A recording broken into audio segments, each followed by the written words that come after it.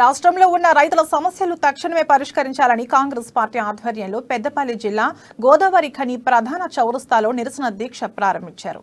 PCC పిలుపు మేరకు ఇటీవల మండల స్థాయిలో చేసిన ఆందోళనల అనంతరం పట్టణ స్థాయిలో దీక్షలను ప్రారంభించారు. దీక్షలో పీసీసీ జనరల్ సెక్రటరీ నిరంజన్ పాల్గొని రాష్ట్రంలో ఉన్న రైతులకు ఏకకాలంలో రుణమాఫీ చేయాలని డిమాండ్ చేశారు. రైతులను ఇబ్బంది పెట్టే ధరణి పోర్టల్ను తక్షణమే రద్దు చేయాలని కోరారు. ఇటీవల వరదలకు పంట నష్టపోయిన రైతులను ఆదుకోవాలని తెలంగాణ రాష్ట్ర ప్రభుత్వాన్ని డిమాండ్ చేశారు.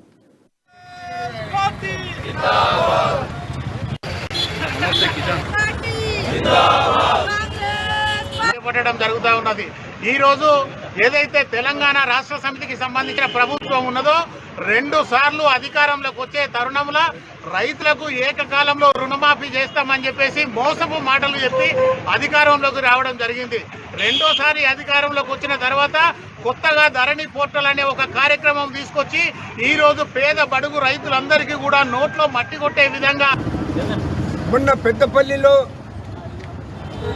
మండల్ అధికారులకు రిప్రజెంటేషన్ చేసినప్పుడు నేను వారిని ప్రశ్నించడం జరుగుతుంది. మీకు రైతులు వచ్చి ఏమన్నా వాళ్ళ బాధలు చెప్తున్నారా అంటే అవును సార్ వస్తున్నారు చెప్తున్నారు, వాళ్ళ దగ్గర పాత పుస్తకాలు ఉన్నాయి, పాస్బుక్లు ఉన్నాయి అనే మాట చెప్తున్నారు. కానీ రికార్డులో పీసీసీ ఆదేశాల మేరకు రైతులు పడుతున్న ఇబ్బందులు వాళ్ళ గోడు గురించి